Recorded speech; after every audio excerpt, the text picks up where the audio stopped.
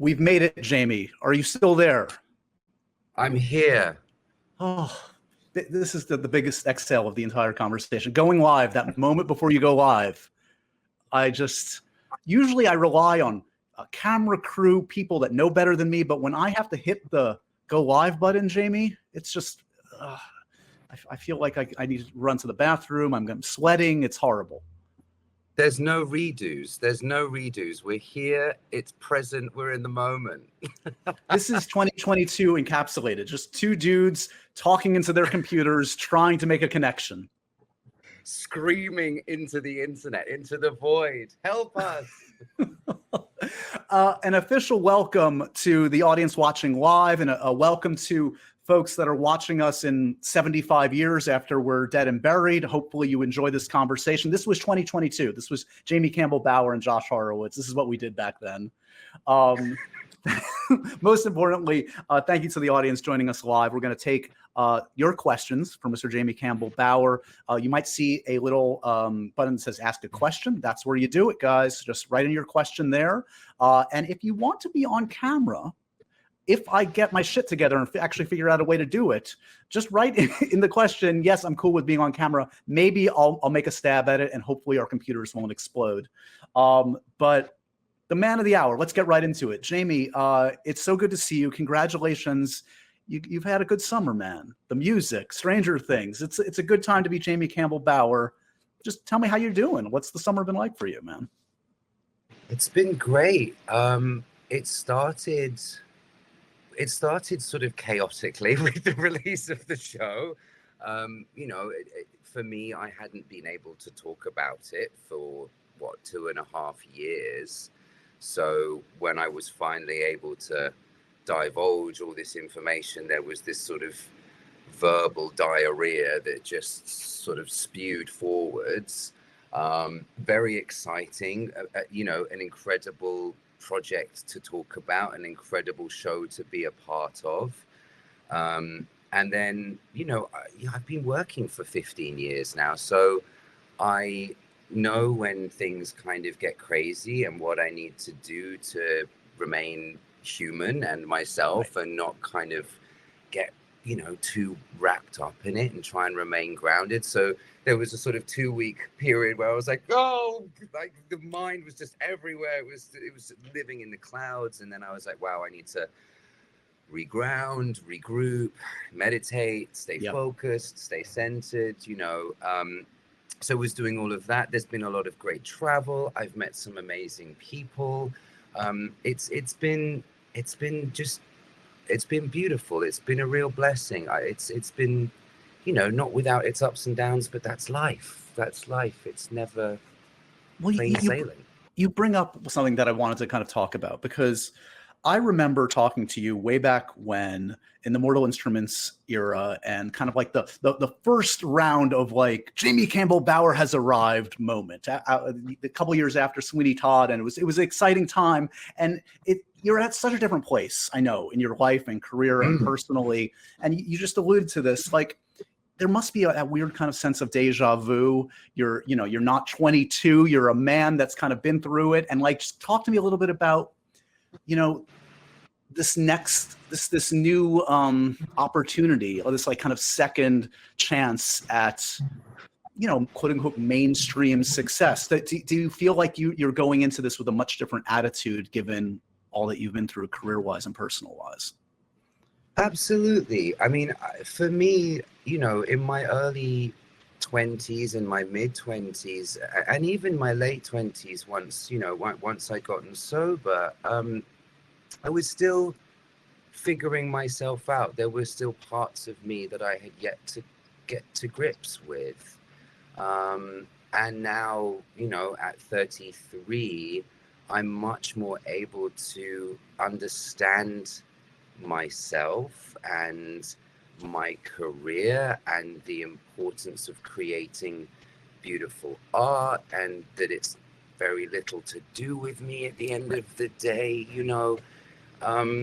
I think when any young person encounters a level of interest in them, it's always a very jarring and strange experience. And now I look at life like, and I look at the world, you know, it's like we're all at school together. We're here, and actors or creative people are putting on shows. Like my agent said this the other day. He was like, darling, we're just putting on shows in the barn, and we're hoping that people come to see the show. And if it resonates with them, then fantastic. And if it doesn't, then we try again, and we do better, and we figure out why. So that for me is like a huge part mentally now. And I think I'm just a lot more, I'm a lot happier. I'm just a lot happier now. I really, really am. And I'm able to deal with life on life's terms now, and know that, you know, like I just said, you know, the trajectory of anyone's career or life is never this sort of like continual upward graph. It goes up and it goes down, and it's about how you deal with each of those things, and how I maintain myself in those moments of the peaks and in those moments of the trough. You know, it's if I can try and remain at peace at all times when the external forces are doing whatever they're going to do, then I'm able to handle it and I'm able to manage it. You know, I have no control over anything other than me, and that's great. And what people, I think, from the outside looking in, don't often realize is there's the professional stuff and the ups and downs, as you said, that is often totally out of your control. Even if you make a great film or TV show, the marketing might not be there. It might just not hit in the right way. And it's like, also, meanwhile, like a loved one could be dying. You could be going through a breakup. Things could be great. It's like these are totally different tracks. And only with wisdom and age and having been through it a few times can you kind of rationalize that. Because like when you're 22, it's all connected, and you probably just like feel like, well, it's never going to end. It's going to get better. This is how it is. I mean, you, of course, and I do want to, if you'll indulge me, go back a little bit. Like Sweeney Todd, I know we're going way back, but that was your first film. And it just boggles my mind when I think about that, because Tim Burton, Johnny Depp, Helena Bonham Carter, Sondheim, a musical, Pinewood Studios, like everything about it was like, it kind of doesn't get better than that. Can you take me back to that? Like what was the intimidating part of that? What was the exciting part of that? What jumps out when you think back to those times? All of it was intimidating and all of it was exciting. I mean, I got that job. I found out that I'd booked the job the week of my 18th birthday. So I had a party at my house. My parents put on this beautiful, you know, sort of lunch, and we hired in these like, you know, ratchet old like farm tables, and all my friends came. And I was still living, I was at boarding school, so I was still living at school. So I was being picked up in the morning at like 5 a.m. to go to Pinewood, and then back at like 9 p.m. And it was a very surreal experience, but an experience that at that time felt very natural in a strange way. You know, I'm sure you'll ask me, but like I started life, you know, like on stage from quite a young age, doing musical theatre predominantly. So to kind of step into doing something that was still musical theatre felt very kind of normal for me in a strange way. However, obviously it's Tim Burton, you know, it's like you're at Pinewood. It's not normal at all. The most intimidating experience I think I had throughout that whole process, however, was I remember we were tracking the orchestra parts at Air Studios in North London, and there was like a 72-piece orchestra, and Stephen Sondheim was there, Tim was there, Johnny was there, Helena was there, Laura Michelle Kelly was there.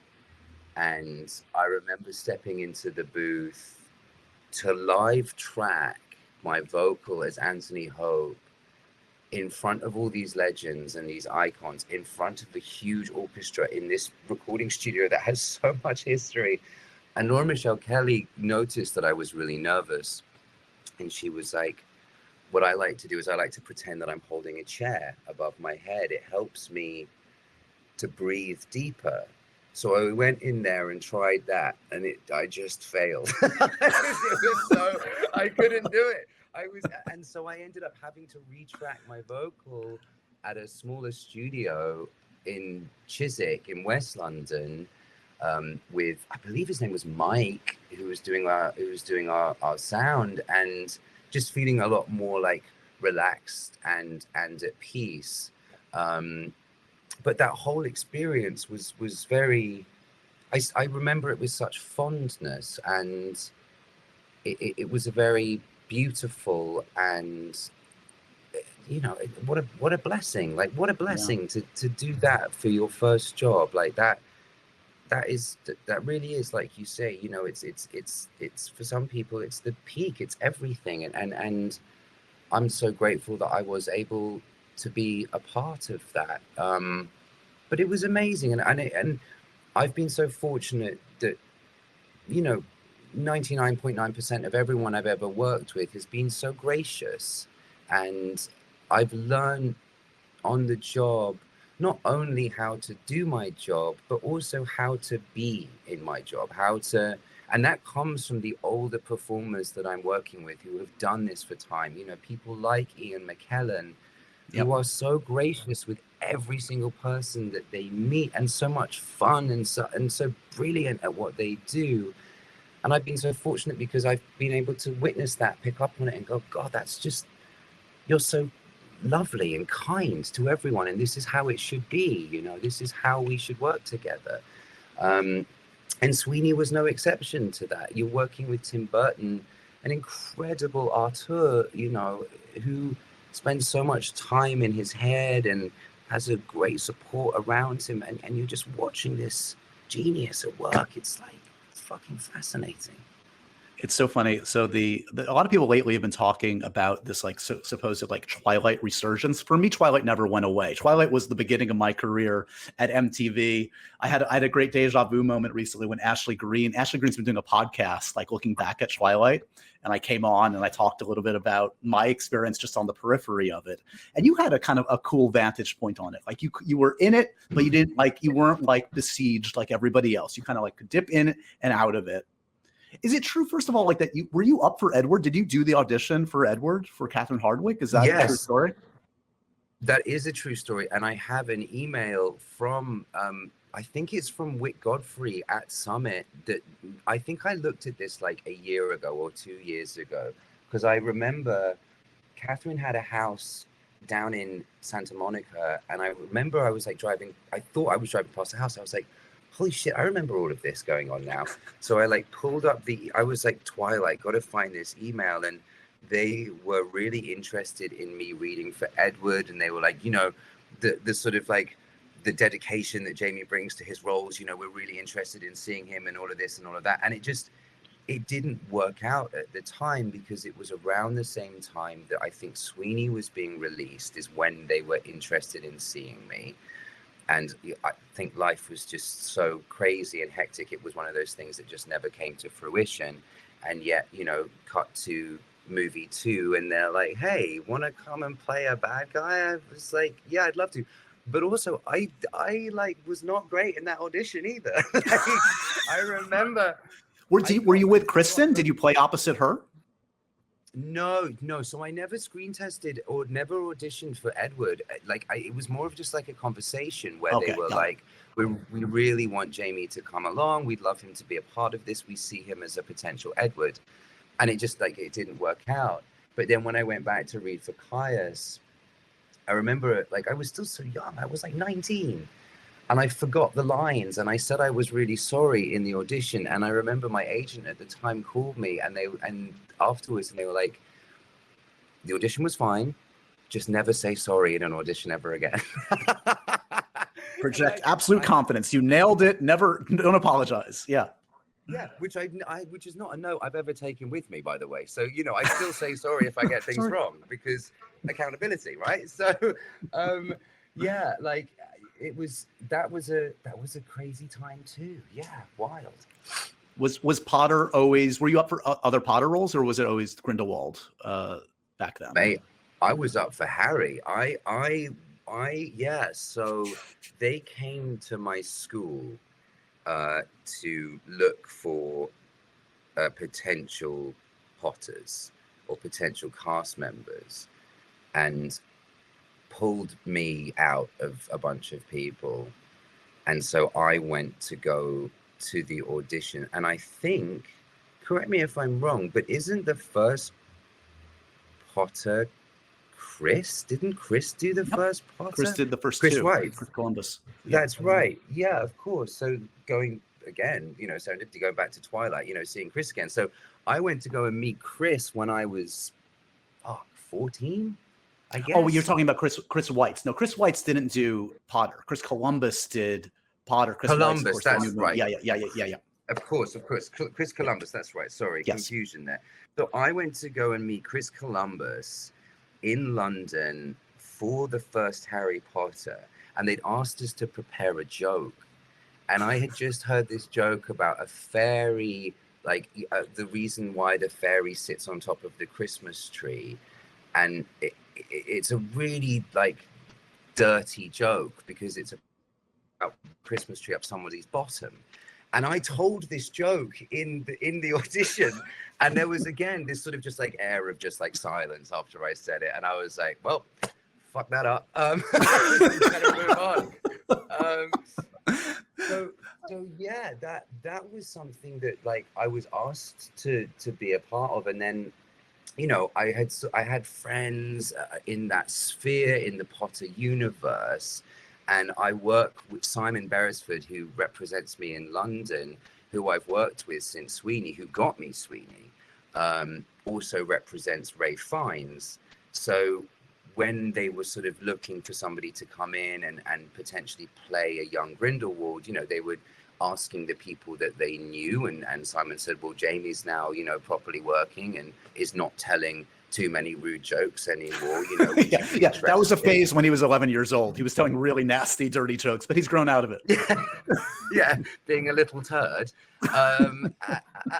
And so they were like, yeah, of course, let's get him in. And so I was very fortunate in that sense, where it was like, let's do this. Let's play this role.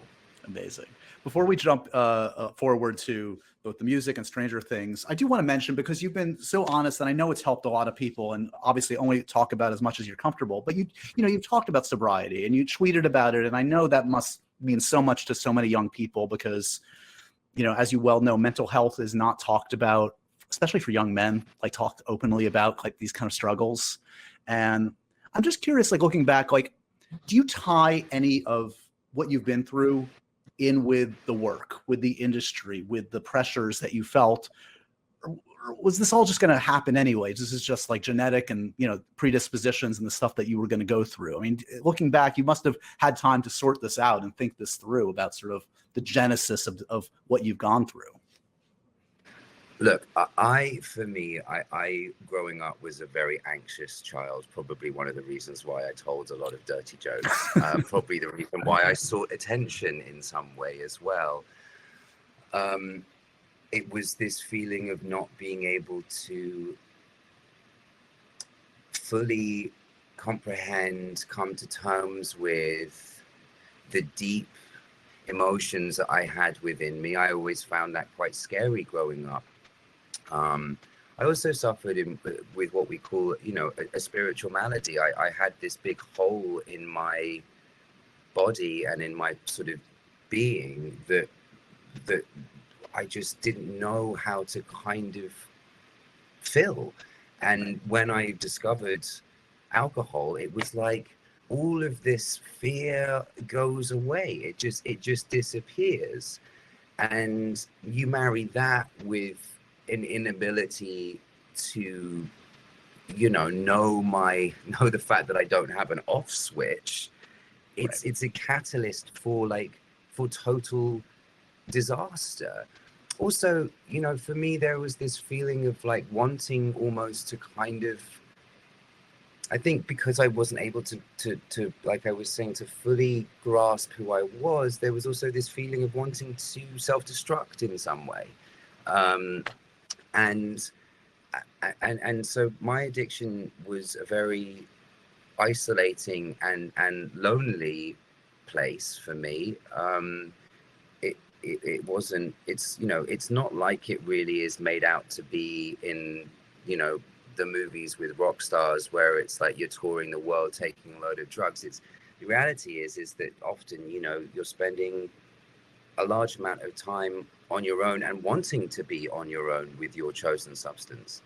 Right. And that you know also creates a really deep level of depression, and so the whole cycle is incredibly cyclical. Just one thing feeds into another, and I would never ever say that it was any fault of any career that I had chosen. I could have been a chartered accountant and done the same thing, you know. Right. I think it was just who I am. And it's funny, I don't think my mom would mind me talking about this. Like, my mom always saw it in me. She was like, you need to stay away from certain things. And I was like, don't be silly. Like, I'm a kid. Like, I'll do what I want to do. But she was right, you know, and I needed to experience that for myself. But one of the things that came up for me as I was preparing for Stranger Things, like, I've always been very open and vocal about both my mental and my friends' battles with mental health and with addiction. But one of the things that came up for me, particularly whilst I was prepping for the show, was if I can stand up anywhere and talk about my experience, and it just inspires one person who's feeling the same way, then that's it. I'm good. Like, I feel like I've done as much as I can do, sort of publicly. Privately, I will always help people, but publicly I'll be like, look, this is me. This is the experience that I went through. I made a decision with the help of many others and something that guides me. And it's put me in a position now that I never dreamt was possible, ever. Yeah. Like, you know, talk to me when I was 25, 24. I didn't think I'd make it to 27. You know, I really, really didn't. And so that journey, to be able to share that with people across the board. Grace said something beautiful. Grace, who plays Chrissy in the show, you know, she's talking about this was over the weekend at this convention that we were at, and she was saying that, you know, addiction and struggle does not pertain to one particular thing. It's not, I'm an alcoholic and therefore that's it, you know, and only alcoholics can understand this and listen to this. It's like, no, these are all, your addictions can go anywhere and can go everywhere. And I know that my addictions have gone everywhere. You know, I can cross addict into food, into exercise, often into work, which is great because now I'm able to like really become obsessed with jobs, which I love. Well, it's a manifestation of other issues. It's not in and of itself the thing. It's connected to every other hole and wanting and problem that we're trying to ignore and push away. And it's not, you know, as you say, it's all connected. And honestly, you know this, but like every word you've just spoken, and I see it in the chat just now in the live chat, like it means so much to people, and you should know that. Like sharing yourself so openly on that, like it does make a real difference. So I'm glad you've been through this journey and come out the other side. And I know it's a day by day thing, but I'm glad today you're doing well, man. Congratulations on that. Thank you so much. Pretty sweet. So let's talk about the music, because the music's great. You have, and I know this has always been a passion. You talk about this from childhood, but you have the new single that you released, the video. I think the video is more haunting than anything Vecna does. Watching you and I Am, that's the chilling stuff. This preacher guy, I don't want to fuck with him. That guy scares me. What does music do for you that acting doesn't? Or is it feeling the same well? Talk to me a little bit about what you get out of it. It does in some way feel the same well. It's interesting. Art for me is always about connecting to the deepest possible truth. And acting, as you know, from my side of things, is largely to do with the way it's written. If on the page there is this undeniable universal truth, the job is like, it's a dream. It's everything. You're like, fuck, you're talking to me. You know, we get the same feeling from watching something as we do from performing it. Right.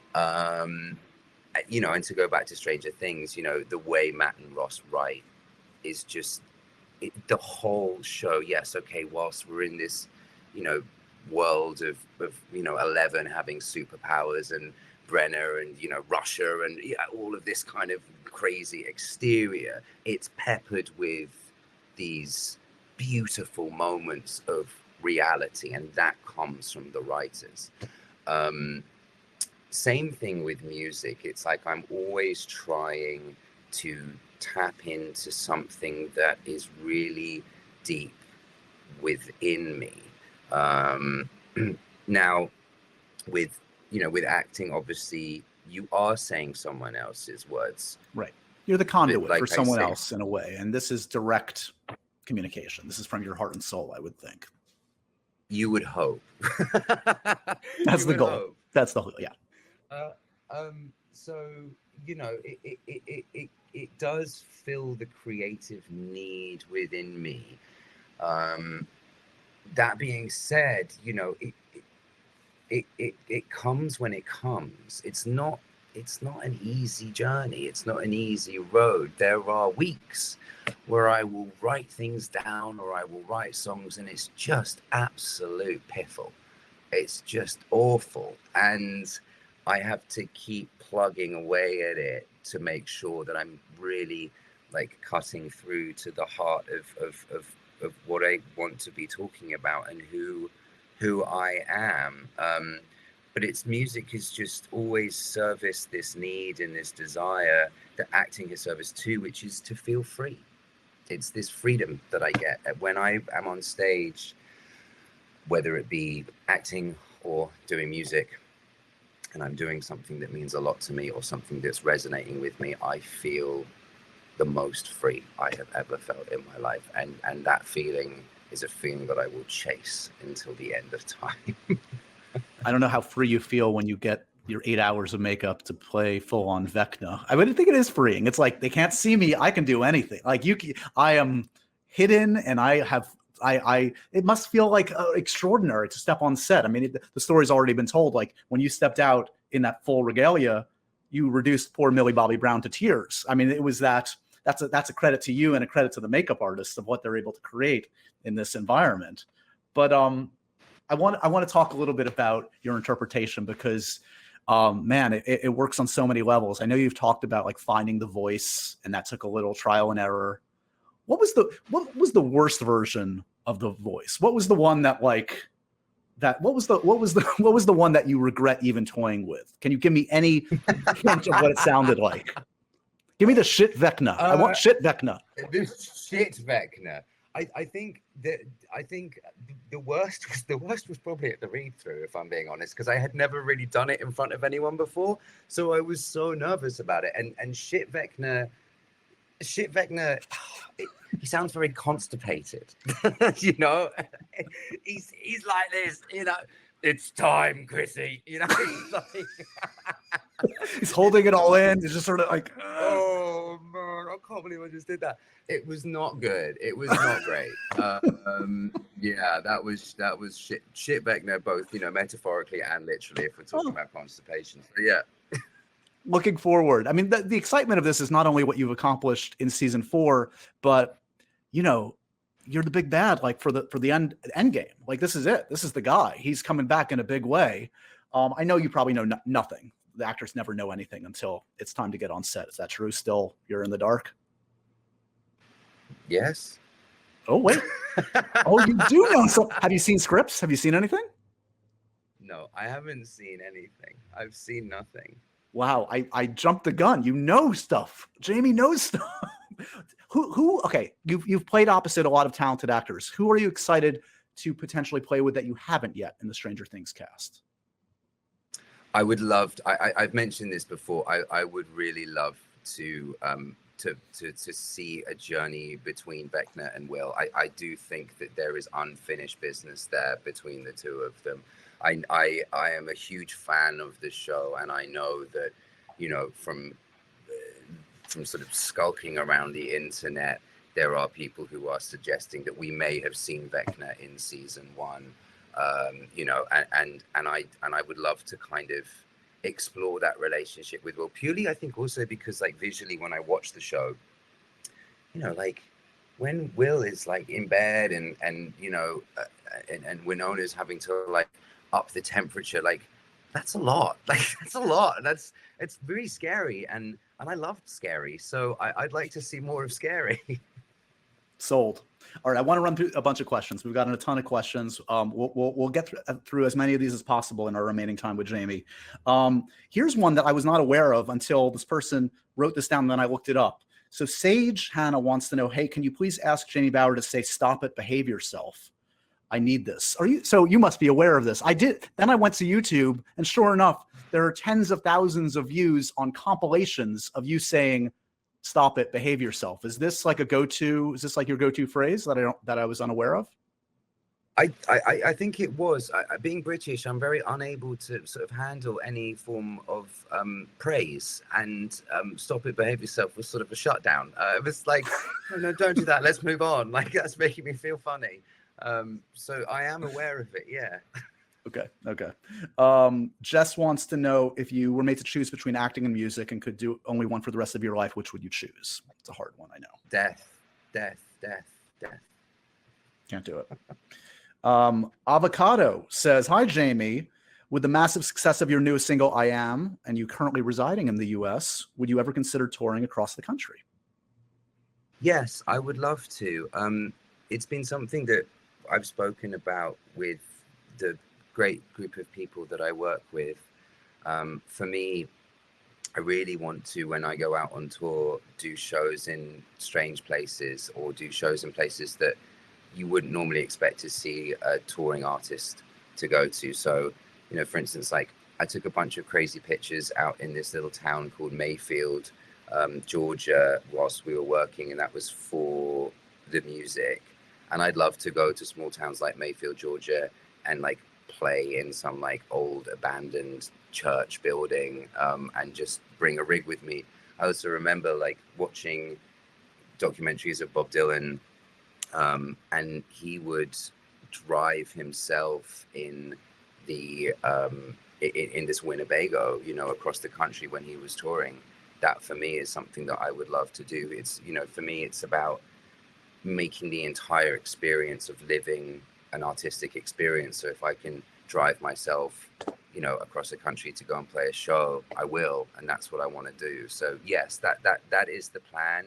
We're slowly but surely kind of getting there. I want to have enough material to be able to put on a really great show for people. But yeah, it's out there. It's in the universe. Here's a question. Who would you most like to play in a biopic? And specifically, they're mentioning musicians. They mentioned David Bowie, Kurt Cobain. Have you ever dreamed of playing a musician, a real life musician, in a biopic? Yeah, I would always be interested in playing a musician in a biopic. I mean, the Bowie movie that Johnny Flynn did was something that was floating around my universe for a minute, and I think the thing that scares me about that is, you know, it's seemingly very difficult logistically to obtain both the rights to the story and the music, yep, combined. Yeah, so I think if the project was right, I would definitely do a Bowie thing. It would be scary, but it would be something that I would be very, very interested in doing. But there's like a script that has been floating around since I was like 19. It's not a biopic about a real rock star, but it is a biopic about a musician. And I remember reading it, and there's still part of that character that's like exists within me. And I've sort of tried to kind of get it, sort of bring it back to life again, but you know, everyone's kind of moved on. It's been like 16 years. Everyone's like, you're like, still here. Yes, yeah. Nobody's But sometimes interested. I agree. Sometimes those kind of pseudo masked like biopics are the best. Like that even like Todd Haynes, like I'm Not There. That was kind of about Dylan, but kind of an interesting interpretation. Velvet Goldmine, like these ones that are kind of like they're not the literal biopic, but like using that persona, multiple personas, that life as a means to express something bigger about the musician are kind of the coolest ones in a way. I mean, So. I'm Not There. Like that film for me is just like such a huge part of my, cinematic archive, as it were. Blanchett's performance. I mean, everyone's performance in it. Even down to Ben Whishaw just sat in that, courtroom smoking cigarettes. I mean, aesthetically, I'm just like, oh fuck, come on. But like, Blanchett's performance in that film, performance in anything is fucking ridiculous. But like, she just crushed it. Like, mind blowing. Did you have, you mentioned like Wishaw, and I wonder, like, did you have like a group, like a peer group? Like, you're a little younger than like the Pattinsons and the McAvoys and the Hiddlestons. So I'm curious, like, did you have like a kind of a group that you feel you came of age with back home, or no? Yeah, well, kind of. I mean, Redmayne, Sturridge, Pattinson, we were all kind of, when we were in our sort of, they were a little bit older than me, like you say, but we would all do the same kind of photo shoots together. So, those like up and coming actor shoots. So we'd always find ourselves on set. And then, it's like you'd see Rob just like jet off into the stratosphere. And, I felt like we were kind of like old versions of like Peter O'Toole sat in bars, smoking cigarettes, drinking, being like fucking jaded, being like bastard.